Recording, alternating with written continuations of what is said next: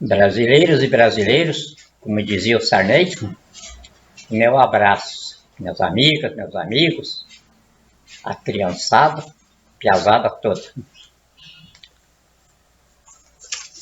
Segunda-feira, eu estou apresentando para a nação, através das suas organizações institucionais, o primeiro canteiro de obras do governo do Brasil empreendido pelo povo. É o Programa Governamental Brasileiro de Ressurreição Intelectual da Nação. Para o leigo poder entender que para a gente chegar ao domínio da vida humana nesse grau, precisa o tempo que eu tenho de poder e de escola. Começado lá em 51, 52.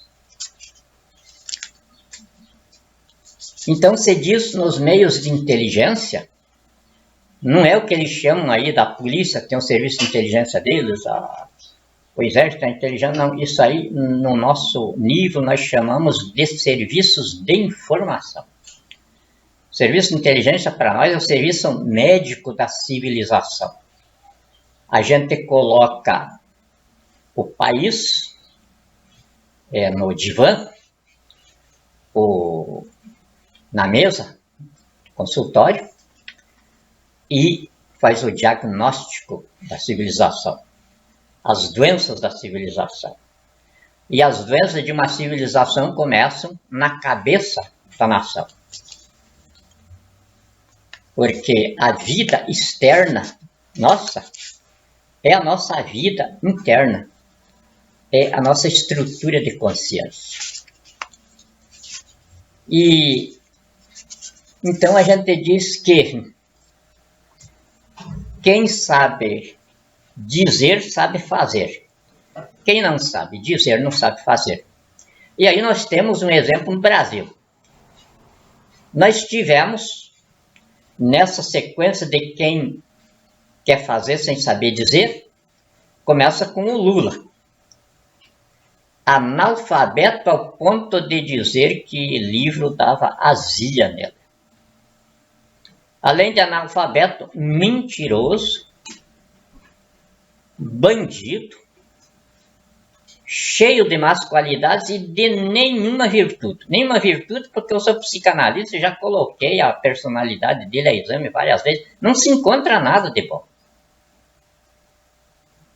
Porque o que seria bom nele seria o vadio bêbado.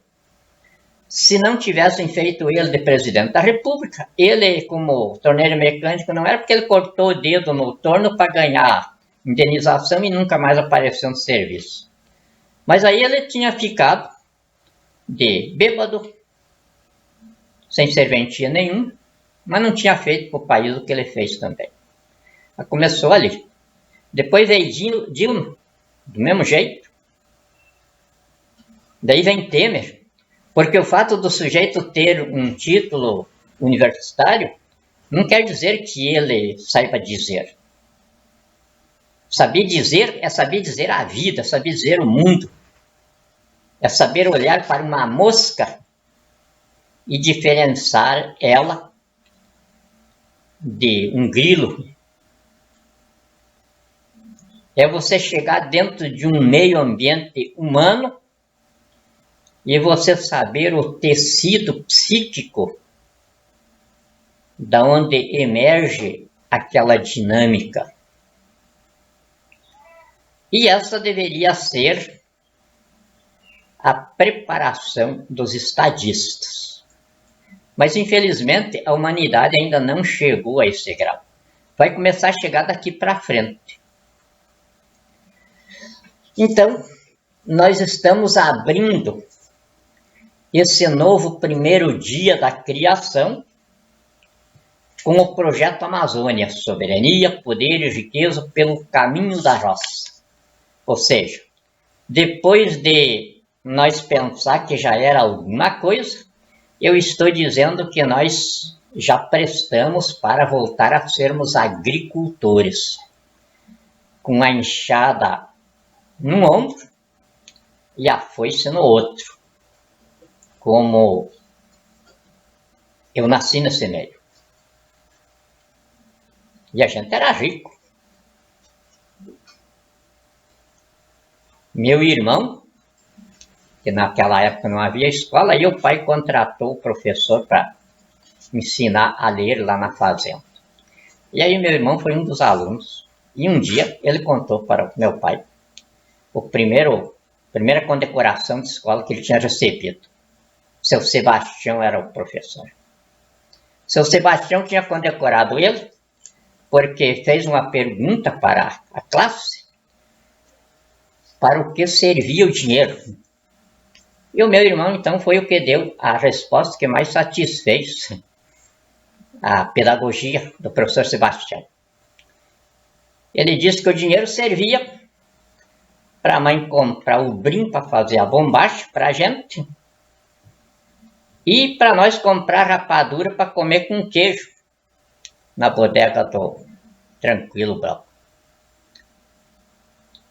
E a resposta era certa que não servia para mais nada, porque todo mundo tinha muito dinheiro.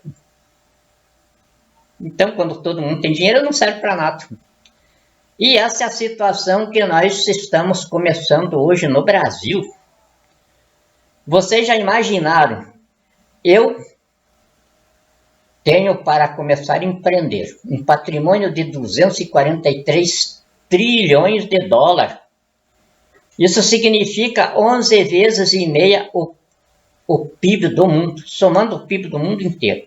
Nós ainda temos 11 vezes e meia de patrimônio para empreender acima dele. Mas se a gente tem um patrimônio e não tem o dinheiro, é a mesma coisa que não ter nada. Mas Deus teve cuidado conosco em todos os aspectos. Nos colocou esse patrimônio, e dentro desse patrimônio nós temos espaço para mais 800 milhões de pessoas. Isto quer dizer que dos 210 milhões de brasileiros que nós somos, nós podemos procriar e procriar com mais 800 milhões.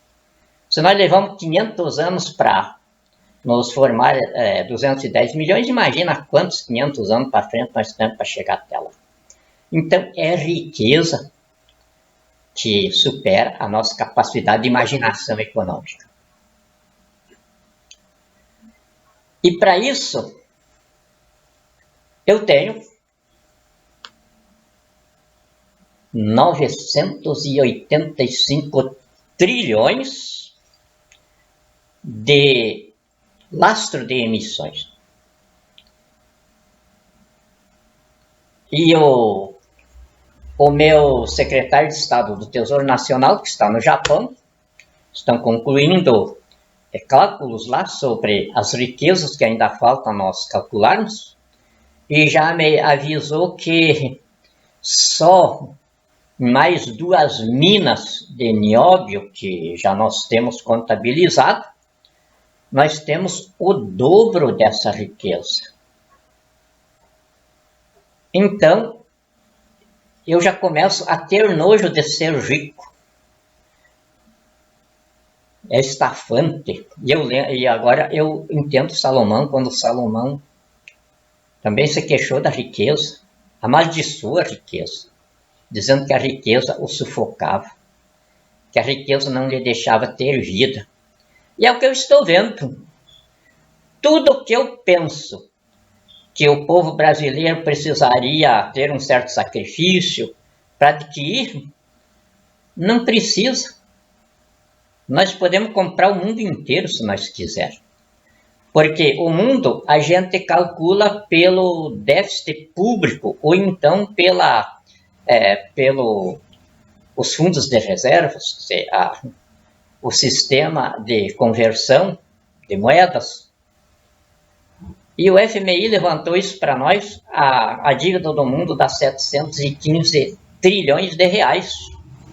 Nós temos 985 trilhões de dólares. Então, para nós pagar a dívida do mundo, para começar uma economia real, não mais nesse estelionato de bolsas, de emissão de títulos para cá, emissão de títulos para lá, que hoje o Brasil virou uma baderna no Banco Central, todo mundo pensando que tem dinheiro, ninguém tem absolutamente nada, é tudo moeda fria, coisa que não vale nada. Porque não tem como converter isso aí. Se você tiver aí 1 trilhão de reais embaixo do travesseiro, não vale nada isso, porque você chega com 1 trilhão de reais aí em qualquer lugar do mundo, não tem valor nenhum, porque não tem conversão. O Banco Central coloca ali nos balanços dele as reservas cambiais, 200 milhões, 200 bilhões. Isso não é moeda, isso não é dinheiro. Isso é essa folia, esse estelionato financeiro, que eu escrevi um livro uma vez, deu um problema muito grande para o Fernando Henrique Cardoso, onde eu denunciei o sistema financeiro ou marginalidade estatal, banqueiros ou bandidos. Denunciei a conferência de Waterloo, me expus por causa daquilo. Foi o primeiro no mundo a ter esse disparate. Mas não me mataram. E agora eu estou com o problema nas mãos. Caiu no colo. E não tem outro jeito a não se enfrentar. Por isso é que eu estou dando de galo. Que não existe machão na face da terra. Existem homens muito bem armados e muito bons atiradores. Isso sim. E eu estou no meio deles. Muito bem armado. Se, por exemplo, eu tivesse de fazer uma limpa hoje no Brasil, para nós começar uma nação do zero, porque as Forças Armadas nossas tivessem se transformado em jagunços, em grupos de bandidos, eu não precisava mais de 10 horas para acabar com eles. Porque, como dizia o meu pai, com dinheiro no bolso a gente faz até cego cantar de madrugada. E é verdade. Eu estou nessa situação. Então agora a pressão que eu estou sofrendo é de mim mesmo. Diante do clamor da nação.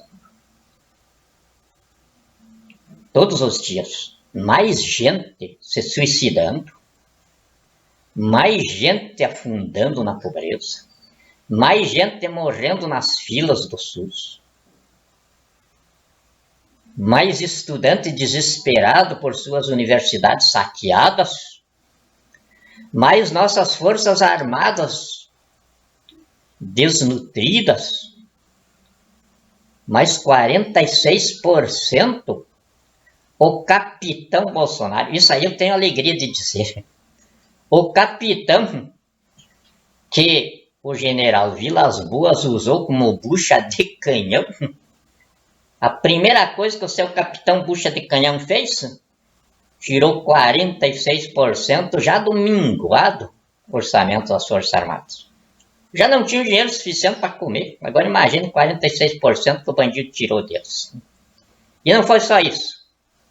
O bucha de canhão do Vilas Boas também acabou com as condecorações militares. Entregou a Ordem do Cruzeiro do Sul para 400 bandidos, vadio, vagabundo da pior espécie. Então, com a Ordem do Cruzeiro no peito, inclusive os vadio, vagabundo, cafajestes, filhos dele.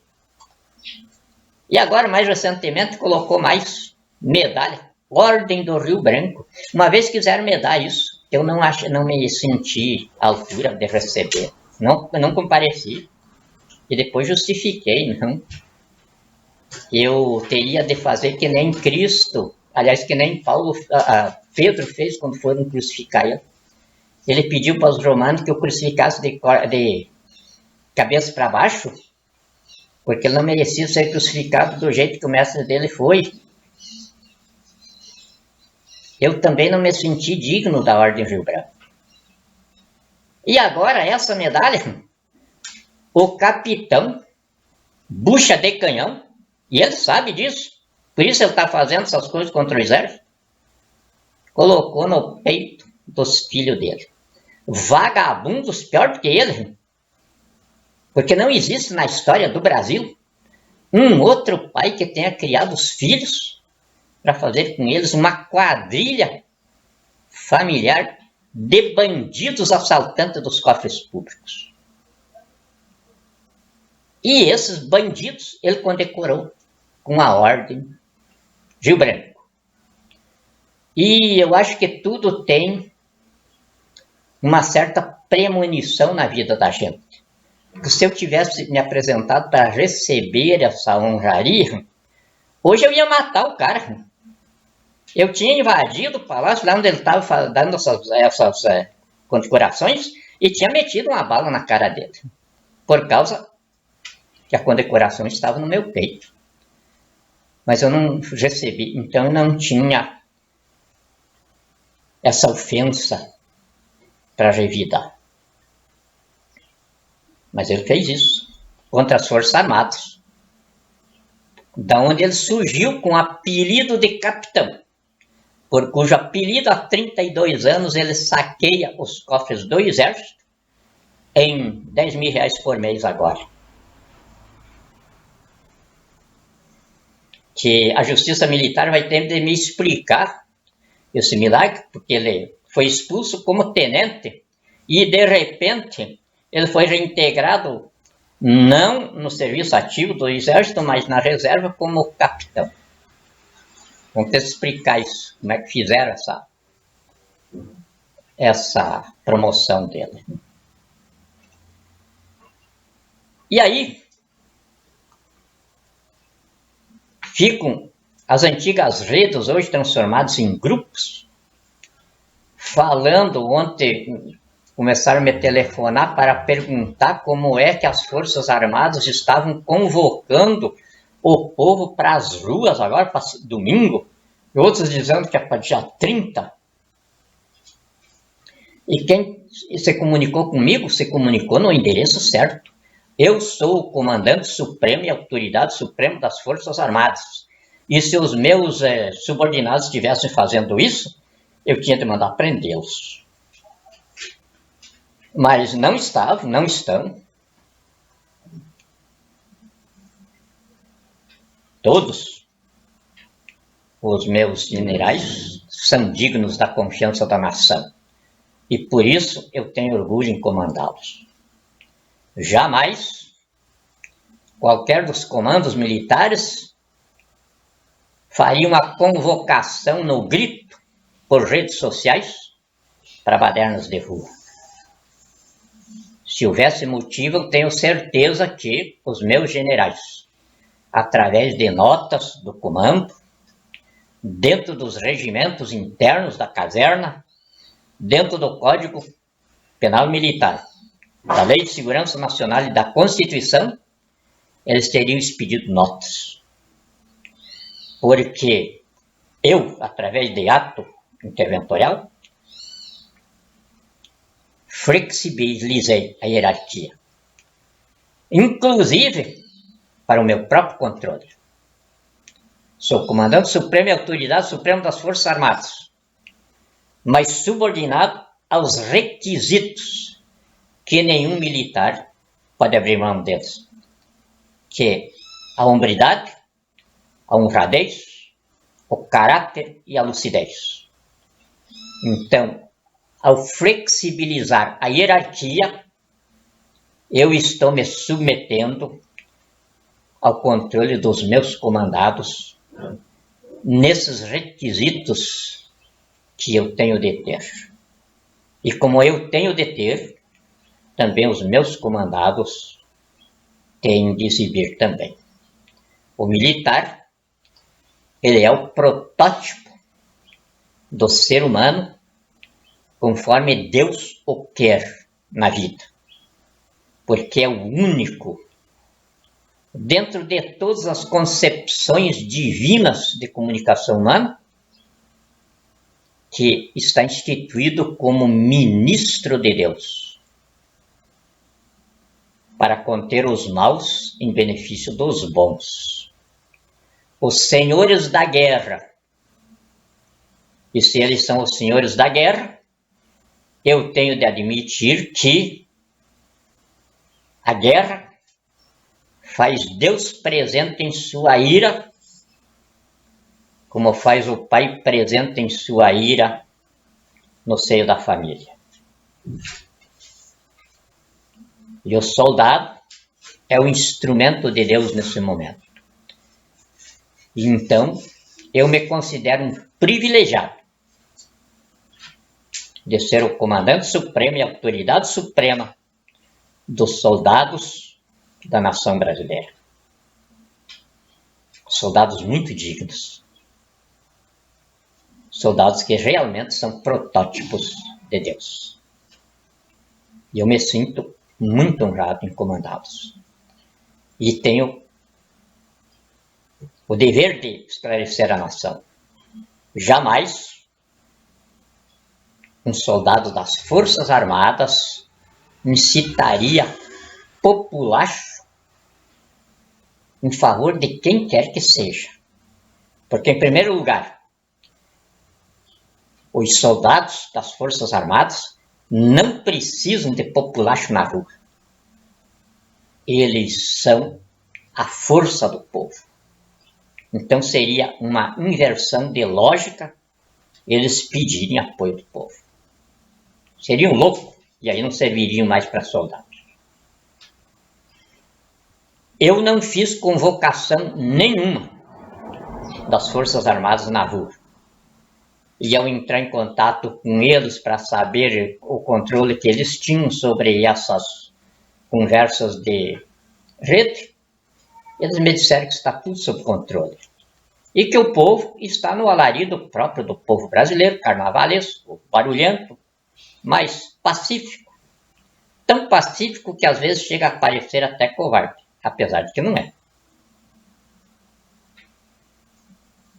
Então, esse esclarecimento que eu acho necessário nesse momento, porque parece que amanhã vai ter aí um movimento, e inclusive eu ontem abrindo ali no Facebook buscando coisas a respeito disso para me informar, e ali encontrei um grupo ali, comandado pelo um coronel que passou aí com a tornozeleira, uma porção de dia no pé, e ele parece que está metido nisso aí, dizendo que as Forças Armadas estavam convocando o povo para a rua, e que também as Forças Armadas iam comparecer a isso. É mentira.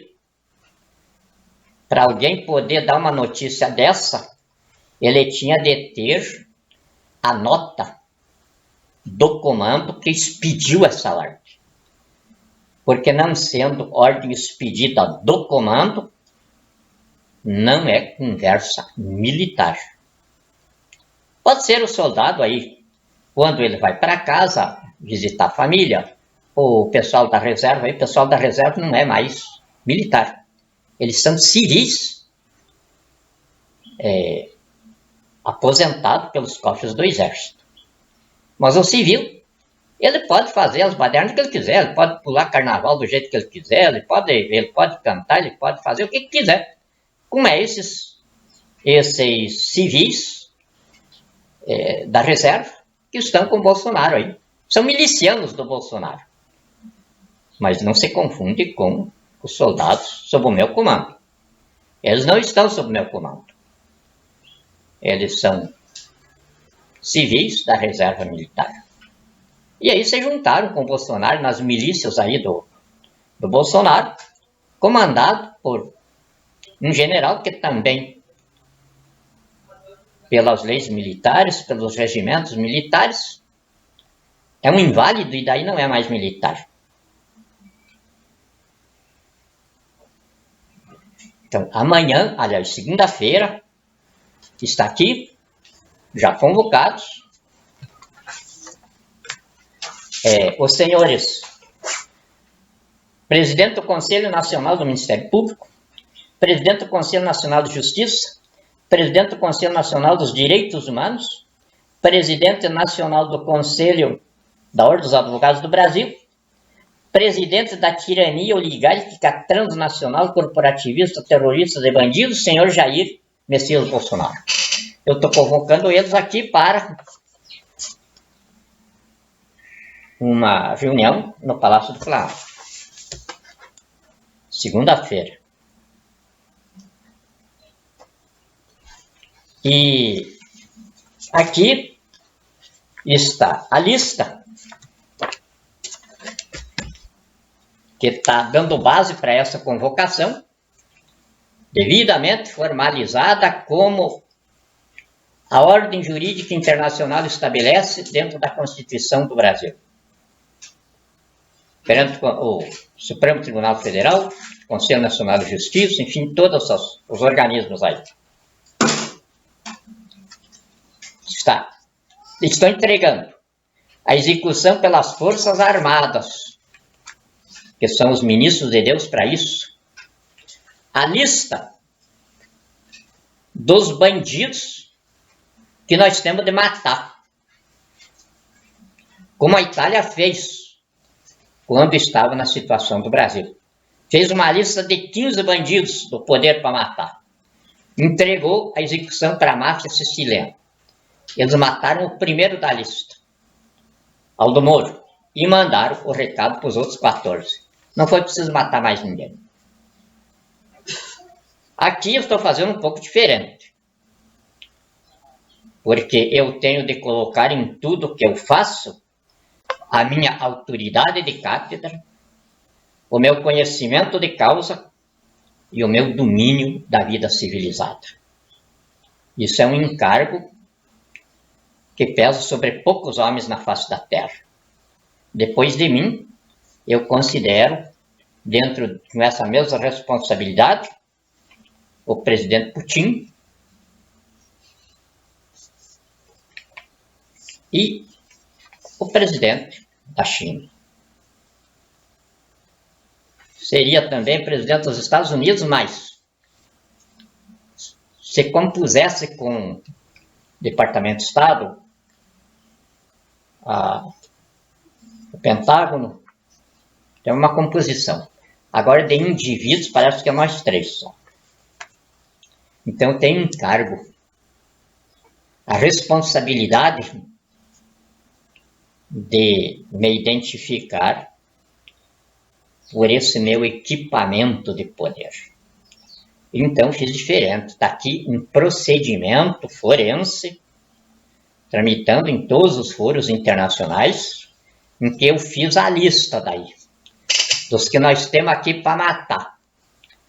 Bandidos, terroristas, prestem bem atenção na qualificação dos sujeitos, começando com Jair Messias Bolsonaro e Eduardo Dias da Costa Vilas Boas na cabeça. Bandidos, terroristas, apátridas, genocidas, ladrões do país, como genocidas responsáveis pelo extermínio de quase 12 milhões de pessoas no Brasil. Ladrões do país responsáveis por um roubo de 36 trilhões de reais. Isso daria 2 países do tamanho do Brasil que ele era antes de falir. Vocês imaginam, então, a qualificação penal desses bandidos. Eles encabeçam a lista. A lista que está aqui dentro para as Forças Armadas matarem, ela é por espécies. Vereadores,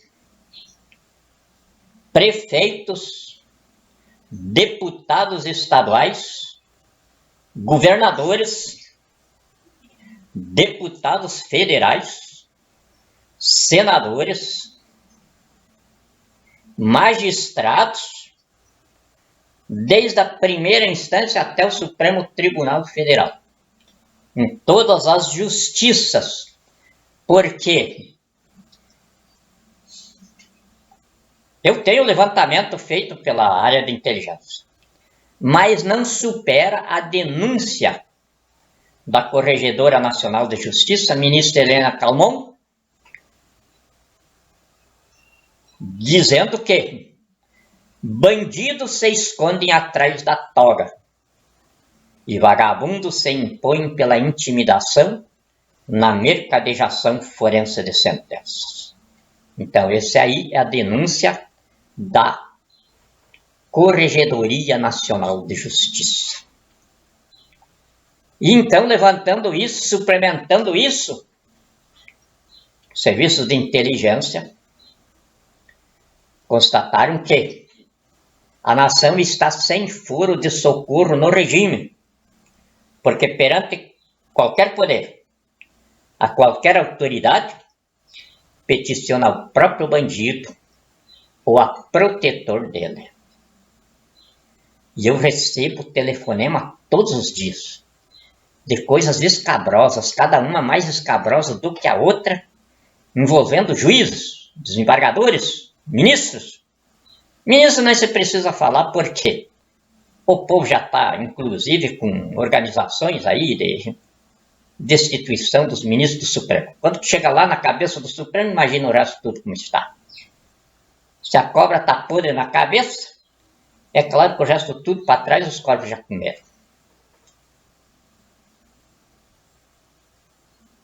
Então, sem furo de socorro no regime, com 12 milhões de pessoas já assassinadas, sendo assassinadas na base de 94 pessoas por dia só nos corredores de extermínio do SUS. 174 pessoas assassinadas por dia no arraial da bandidagem comum. 100 estupros de mulheres e crianças por dia. Eu vou esperar que isso chegue na minha família? De jeito nenhum.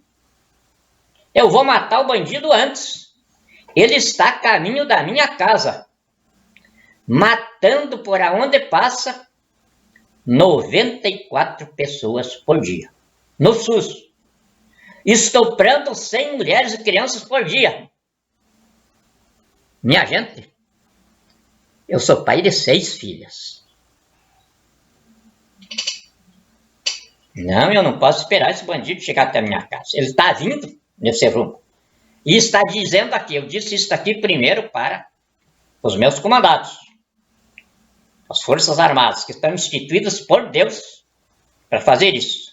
Está aqui a lista, devidamente formalizada nos foros brasileiros e perante os foros internacionais.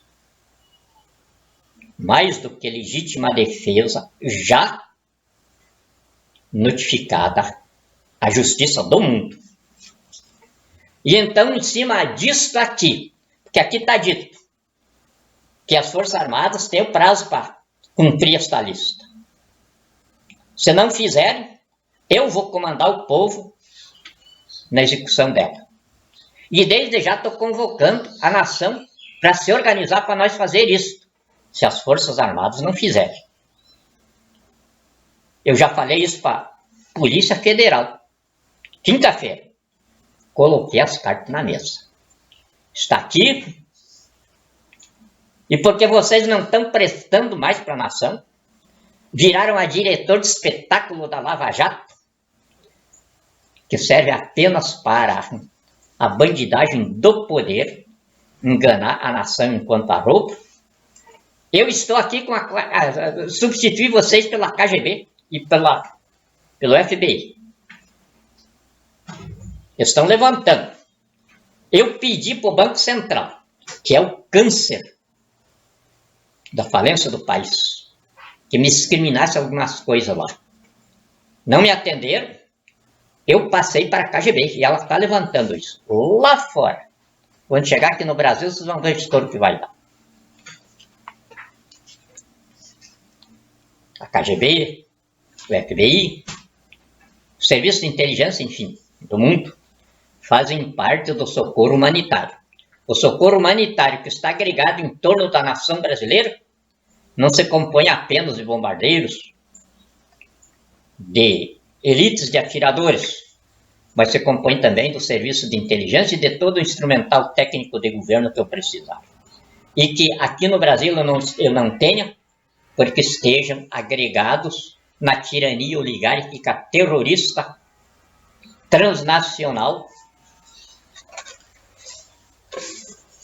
de bandidos. Pensavam que iam deter o povo brasileiro. Porque o exército não guarda arquivos. Se guardasse arquivos, ele não tinha me menosprezado. Porque os homens do Golbery, que diziam faz a terra tremer, não desapareceram todos. E aqui estão os homens do Golbery.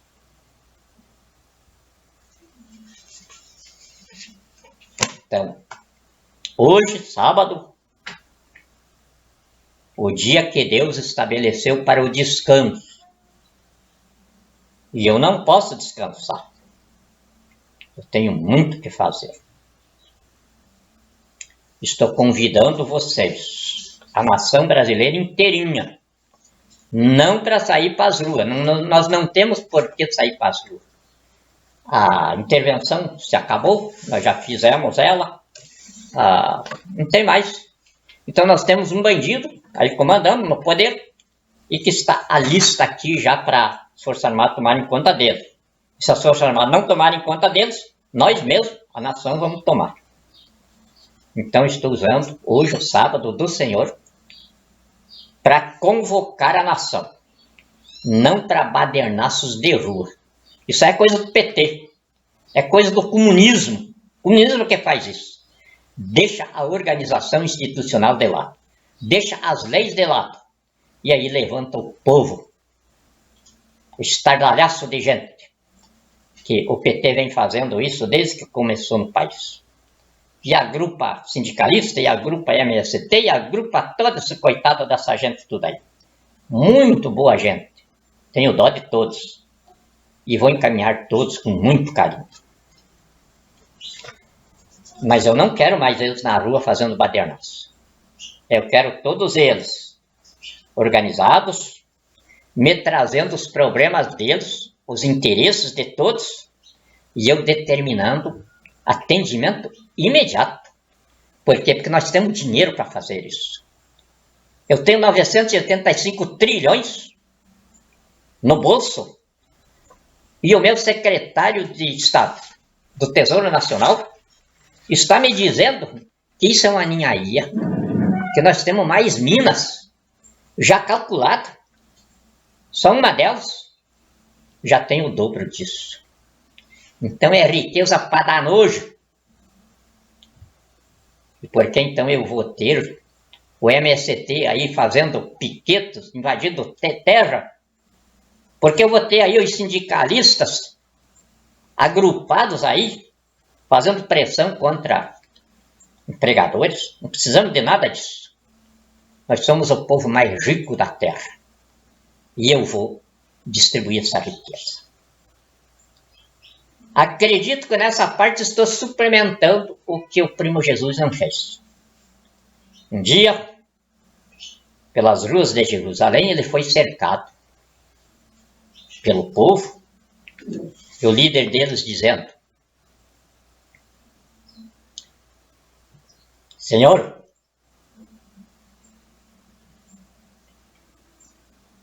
reparta as riquezas do nosso povo. E ele respondeu: quem me colocou de partidor entre vocês? Pois eu assumi essa tarefa. E já estou fazendo essa partilha. Com todo respeito ao primo. Mas vou suplementá-lo nessa parte que ele renunciou a fazer. Porque ele não tinha naquele tempo 985 trilhões de dólar no bolso. E eu tenho.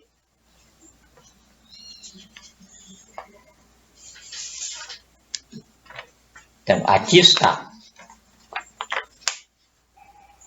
Ofício para a Universidade Católica Dom Bosco. Ali está o ofício para a Universidade Nacional de Brasília. Em todos os centros universitários aqui foram comunicados da lista de bandidos que nós vamos matar. Mas no folheto que eu entreguei aí, explicando isso, eu estou explicando o que é perdoar e o que é matar. Primeiro nós oferecemos o perdão. Aqueles que disserem matamos, mas nós queremos pagar o crime agora ajudando a nação a se recuperar, nós vamos esquecer o que ele fez. Mas isso é depois. Agora eu estou convocando a nação não para fazer grupos, não para fazer manifestações, para nós nos reunirmos os homens, nos contarmos quanto ainda somos, para executar a lista. A lista que por enquanto está com as Forças Armadas. Mas eu já disse para eles que eles têm prazo. Segunda-feira eu vou estar no pedaço. Muito obrigado e que Deus nos guarde.